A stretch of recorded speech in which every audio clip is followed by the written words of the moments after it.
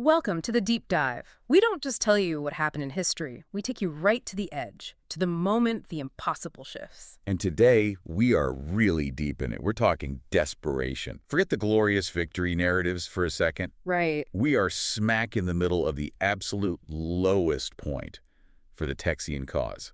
It's the first days of December 1835. It's freezing. It's miserable. Yeah, for 2 months now, this volunteer Texian army has been trying to bottle up General Martin Prefecto de Cos, Santa Anna's key general, and his brother-in-law, too. And Cos and his troops are dug in deep inside San Antonio de Béxar and, of course, the Alamo. But as winter started biting, that siege, it just turned into a disaster for the attackers. It really did. It wasn't just tough. It was like the absolute bottom, the nadir of the whole revolutionary movement. This was the moment where it looked like the whole thing was just going to fizzle out. Not with a bang, but a whimper. Exactly. Just volunteers packing their bags, freezing, starving, and heading home. The Texian commanders had actually gathered, and the decision they were facing was, well, agonizing, but seemed unavoidable. Abandon the siege. This really feels like the all is lost point in the story. You have these guys who've come from all over answering this call for, freedom and consultation. Right. And now they find themselves completely let down by the very provisional government they were supposed to be fighting for. They're stuck, aren't they, between a fortified enemy ahead and a political mess behind them that just can't support them. And we know how bad it was. We don't have to guess. We've got letters, desperate pleas from the leaders right there on the ground. Lieutenant Colonel J.C. Neal, he was trying to hold things together at Béxar. What did he say? He wrote this incredibly stark message to Governor Henry Smith. Neal just laid it out flat. His men cannot nor will not stand this state of things much longer. And he wasn't just talking about discipline problems, right? This was literal disintegration. Absolutely. Starvation, exposure. He hammered home that the men couldn't be fed and clothed on paper pledges. That phrase, paper pledges, that really cuts deep, doesn't it? It goes right to the core failure of the Texian government at that exact moment. It does, because they'd been promised pay, promised supplies by a government that was, barely functional, more theoretical than real at that point. A bunch of individuals basically squabbling over who was in charge. So the men aren't just cold, they're missing basic gear and the pay they were promised, just ink on worthless paper. Pretty much. Yeah. So facing this total collapse, the commanders, they looked at the situation, logically. Right. They see Cosa's strong defenses in town, the redoubts, the cannons on the Alamo walls. Then they look at their own men, dwindling numbers, sick, badly equipped, morale shot. And the military calculus seemed obvious. The conventional wisdom was clear, attacking Cos head-on in those fortifications. It wasn't just risky, it was probably suicidal for a ragtag volunteer force like theirs. So retreat seemed like the only sane option. It did. The only responsible move. Abandon the siege, pull back somewhere safer for the winter, regroup, and hope maybe, just maybe, they could salvage something in the spring. Though, honestly, many probably thought even that was too late. But history, especially Texas history, doesn't always follow the rational path, does it? Not even close. So this deep dive, it's really about that one single desperate gamble, almost irrational, really, sparked by one man's sheer defiance. And how that gamble turned the revolution's absolute darkest moment into its first truly defining victory. That incredibly bloody 5-day assault on San Antonio. A victory that, boosted Texian confidence massively, but also tragically kind of set them up for what was coming next. Okay, let's really dig into that crisis. 2 months besieging Cos. It hadn't just thinned the ranks, it laid bare these huge fundamental problems in how the Texian military was even set up. Or not set up, maybe. Right. You mentioned the supply chain, or the lack thereof. That seems central. Why were they starving? Weren't they supposed to be the army of this big new movement? Where was the support? Well, first off, the structure. It was an all-volunteer army. And in a volunteer system, especially back then, if you don't get paid, if you don't get fed, You just leave. you just leave. There was no central supply system that actually worked, no treasury to speak of, certainly no reliable paymaster sending out funds. We have records, like one memorial stating that the troops still fighting anywhere in Texas hadn't received even the 20th part of their pay. Wow. Less than 5%. Imagine fighting for 2 months, risking your life every day, freezing, and realizing you've gotten basically nothing for it. That's got to kill morale faster than anything. It absolutely did. And the sources back this up. They talk about the soldiers relying on voluntary contributions of the poor citizens of San Antonio just to get by. So they're begging for food from the locals who are already under occupation. Exactly. It makes the whole thing feel less like a real military campaign and more like a failing charity case. Not exactly inspiring. And the conditions were made worse by just terrible gear, right? Yeah. You mentioned buckskin earlier. Why was that so bad for a siege? Oh, it's a huge deal in cold, wet weather. A lot of volunteers just wore what they owned, which often meant buckskin, frontier leather stuff. Okay. Smithwick, in his writings, he paints a really clear picture. Buckskin's fine when it's dry, maybe even good. But get it wet, and it's a nightmare. It gets incredibly heavy. Then, when the temperature drops, it stiffens up like a board almost instantly. And it takes forever to dry out. So a guy stuck in wet buckskin is immediately at risk for hypothermia, for sickness. And in a camp, during a long siege where you're sleeping rough, It just spreads. it's like wildfire. That lack of proper wool clothes, waterproof gear, it probably broke down morale even faster than the Mexican cannons did. So the army's literally freezing, dissolving outside the walls. Meanwhile, the provisional government back in San Felipe, the ones who should be fixing this, what are they up to? Oh, they're engaged in some truly spectacular, paralyzing infighting. The political situation was just a disaster. Yeah. The consultation had set up this provisional government, right? But it was immediately split. You had Governor Henry Smith, who was a very fiery, strong-willed Texian patriot, Okay.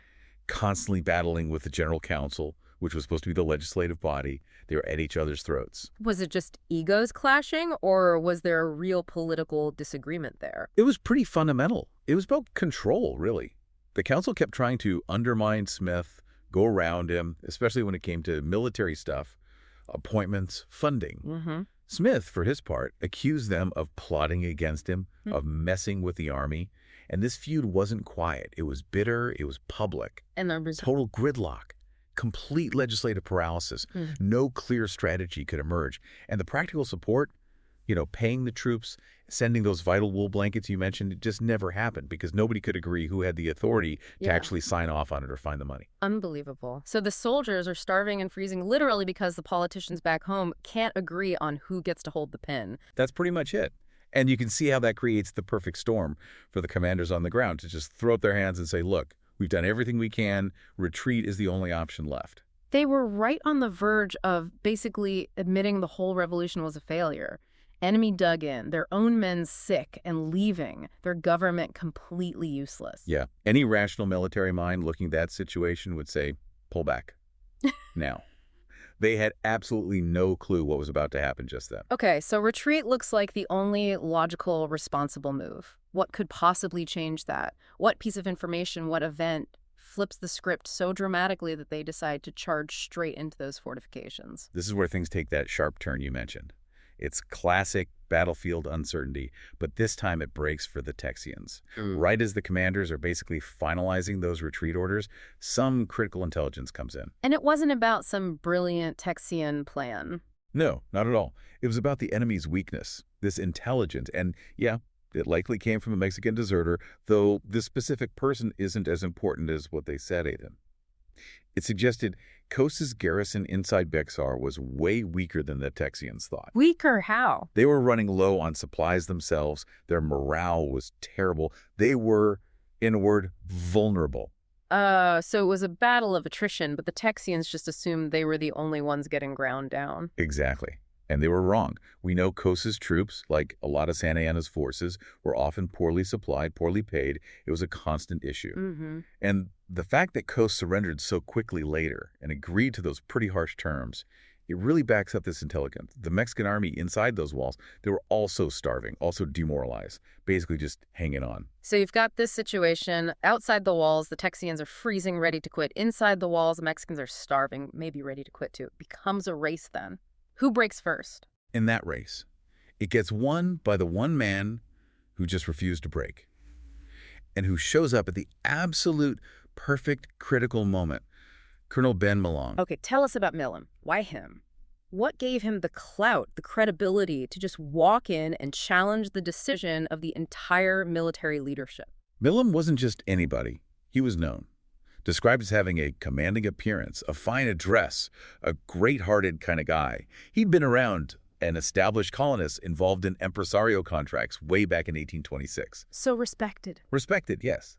But more than that, his commitment to the cause wasn't just talk. It had been tested violently. He'd been on a mission for the Texians, got arrested by the Centralist forces, thrown in prison. He'd actually spent time in Mexican jails. And he didn't just get released. No. He escaped. He physically fought his way out. Think about that, the sheer determination.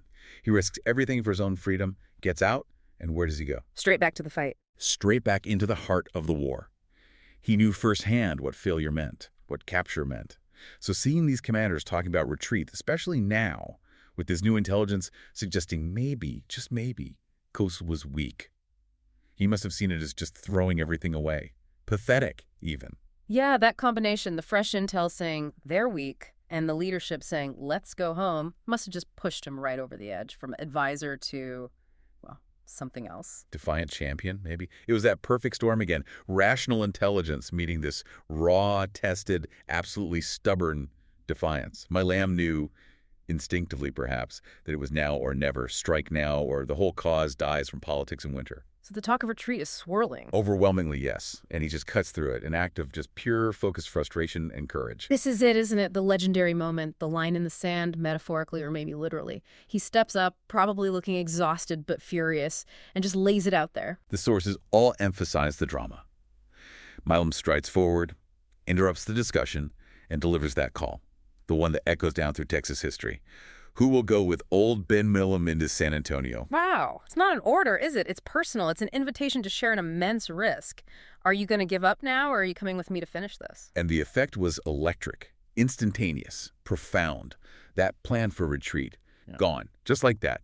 Hundreds of volunteers, guys, sick of the cold, sick of the paper promises, sick of the political games. They see Milam, they see decisiveness, they see action. And they surge toward them. Incredible. Milam and Colonel Frank W. Johnson, who sided with him, they immediately start planning.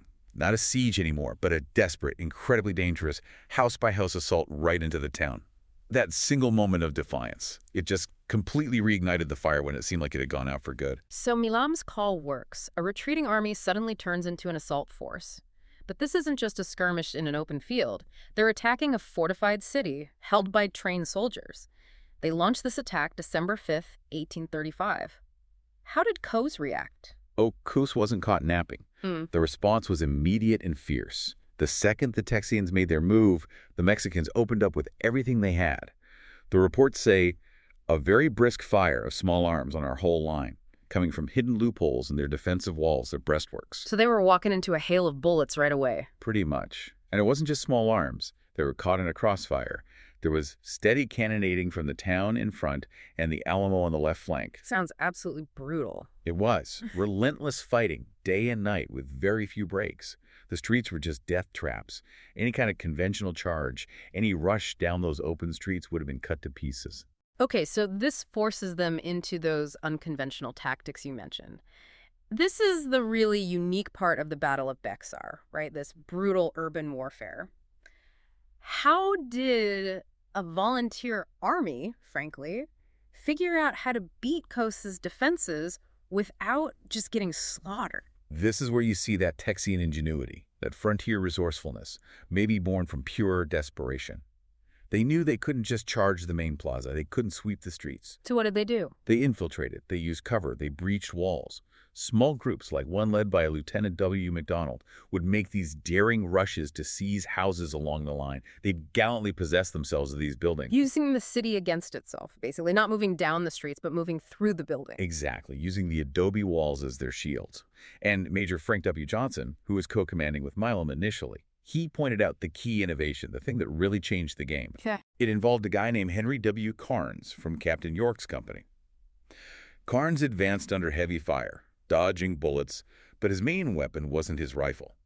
It was something much simpler. What? A crowbar. A crowbar? Seriously, how does a crowbar become a key weapon in a revolution? Well, think about those buildings near the plaza. They were built solid, thick adobe walls. Designed to stop cannonballs, maybe, right, but maybe not designed to stop someone from systematically smashing through the inside walls. Carnes took that crowbar and just started breaking through the adobe, connecting one house to the next.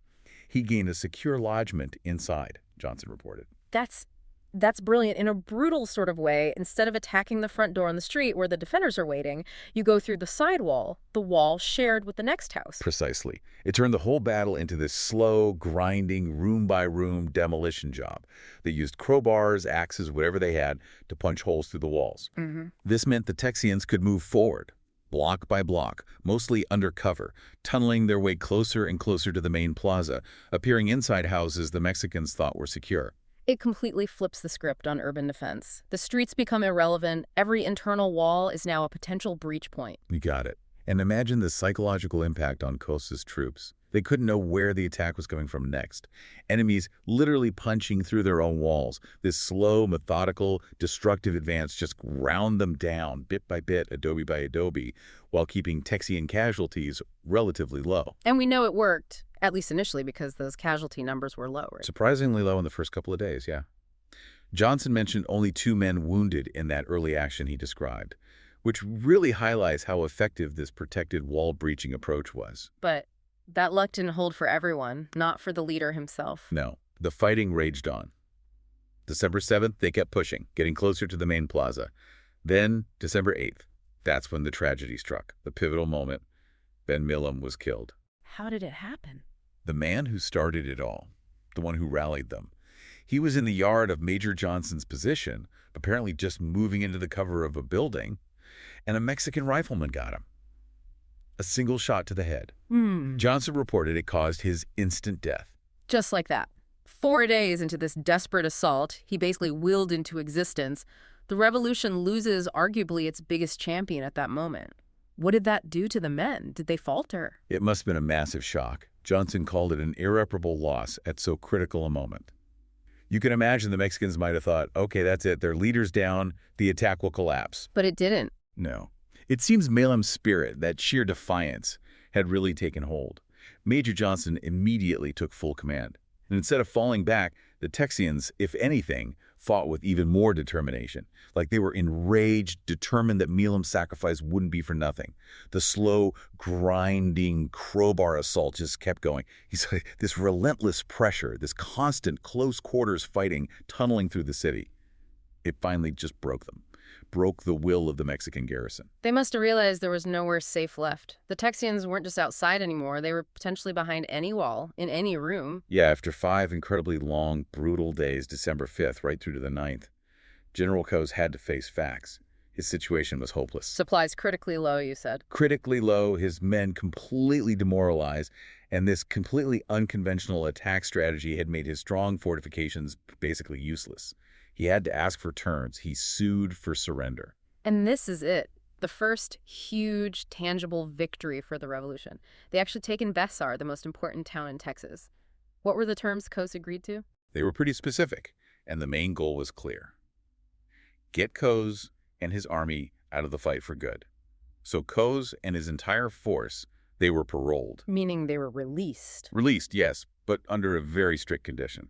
The absolute core of the agreement was that they had to swear an oath, a promise, that they would never again take up arms against the Texians. Wow, that's a big deal. They weren't just winning a battle. They were trying to neutralize a whole chunk of the Mexican army permanently with that promise. That was the idea. They forced Cos and all his men to agree to leave Texas immediately. They had to march south beyond the Rio Grande. So for the Texians who just fought for 5 days straight, lost their leader, this must have felt like total victory. They get the city, they get all the military supplies left behind. Oh, absolutely. And they seemingly removed the main Mexican military force from Texas soil. They were jubilant. They thought they'd done it. But here comes the irony, right? The fatal flaw in the plan. They were relying on the honor, the good faith of Cos and his officers to actually keep that promise. It was a huge miscalculation. A real failure to understand the enemy, maybe. Or just wishful thinking. Well, the Texians genuinely seemed to believe this parole meant Cos and his men were out of the war. What really happened? The sources are pretty clear. Those paroled prisoners, they soon deserted the agreement. Meaning they just saw the parole as a get-out-of-jail-free card, a way to retreat, regroup, and live to fight another day. Pretty much. They absolutely did. So the Texians won Béxar, yes. Huge morale boost. But they let thousands of trained enemy soldiers walk away, soldiers who are now free to rejoin Santa Anna. And Kos himself, he goes south carrying not just the news of his defeat, but first-hand knowledge of how the Texians fight, maybe their weaknesses. Exactly. That act of leniency, that misplaced trust in the parole system, it bought the Texians very little time, and it would end up costing them dearly just a few months down the road. Still, you can't downplay the achievement at Béxar itself. Mid-December 1835. Through just sheer guts, that incredible crowbar tactic, and the ultimate sacrifice of men like Ben Milam, this volunteer army did something extraordinary. They kicked every single Mexican soldier out of Texas. It was monumental. They captured the biggest prize, the Presidio de Béxar. And you're right, the feeling among the Texians wasn't caution, wasn't, okay, what's next? It was pure elation, certainty almost. They really believed the fight was finished. They thought they'd won the war right then and there. They did. They saw no immediate enemy left on Texas soil. They felt totally dominant. And that massive success, that feeling of we won, it leads directly to the next problem, doesn't it? This dangerous overconfidence, as the historians call it, combined with the fact that it was still just a volunteer army. Absolutely. Because they thought the war was over, what did the volunteers do? The army, which was already, restless, unpaid, not exactly models of military discipline, they just dispersed. Went home. Back to their farms, their families, time to celebrate the victory. They basically assumed the politicians, the same ones who couldn't even get them blankets during the siege, would somehow magically take care of securing Texas now. So this mass exodus leaves those crucial defensive spots, including San Antonio itself, which holds the Alamo Fortress practically empty. Severely undermanned, critically vulnerable. The city they had just fought and bled for 5 days to capture was now essentially left wide open. And while the Texians are packing up, celebrating, assuming it's all over, the news of Kos's defeat, his humiliation, is traveling south. Straight to the one person it would infuriate the most, General Antonio Lopez de Santa Anna. And Kos wasn't just some general, he was Santa Anna's brother-in-law. This wasn't just a military setback for Santa Anna, it was personal. Family honor was involved. Exactly. Santa Anna was absolutely enraged. By the defeat, yes, but also by the terms of that parole. He didn't see the Texians as legitimate opponents fighting for rights. He saw them as, frankly, rebellious pirates, colonists who had insulted his family and dared to defy him, the supreme leader of Mexico. And Santa Anna wasn't just sitting idly by. He was consolidating power back in Mexico, right? Moving towards a more centralized dictatorial government. Precisely. And he certainly wasn't planning any kind of retreat or negotiation. No. He was planning payback. Revenge on a scale Texas couldn't even imagine yet. He was already gathering a huge new force, the sources call it a large force, the Army of Operations down at San Luis Potosi. We know that by February, just a couple of months later, Santa Anna was on the march, heading north fast with this massive professional army. Towards a Texas that had basically sent its defenders home. Towards an almost entirely undefended Texas. And this march, this invasion, it would change everything. The fight wouldn't be about federalism anymore. It would be about pure survival. So, Béxar. A stunning moment of heroism, ingenuity, sacrifice. Malam's courage wins the day. But it creates this illusion, this deadly confidence that the war is easy, that it's over. Yeah, it secures phase one, you could say. But the overconfidence it breeds leaves Texas wide open for Santa Anna's massive, brutal counterattack. And those places left vulnerable, those names. Those names of those now weakened outposts left almost empty by the dispersed volunteers. They would soon become legendary. Synonymous forever with unbelievable sacrifice and glory. Santa Anna's path would lead him first to the Alamo, and then to Goliad. Which brings us right back to that decision, that parole granted to Kos. They won the battle, they won the city, they got the supplies. But by letting Kos and his men walk free, sending them south to report exactly how they were beaten, did the Texians basically hand-deliver the message that guaranteed Santa Anna's swift, merciless, overwhelming response. It's the deep, dark irony hanging over that victory, isn't it? By showing mercy, or maybe just naivete, they inadvertently showed their own weakness, their lack of preparedness for the long haul, to the very enemy they just defeated. They practically ensured the next phase of the war would be fought with a ferocity, a level of brutality they were completely unready for. It's definitely something to think about, how sometimes your greatest triumph can hold the seeds of your worst disaster.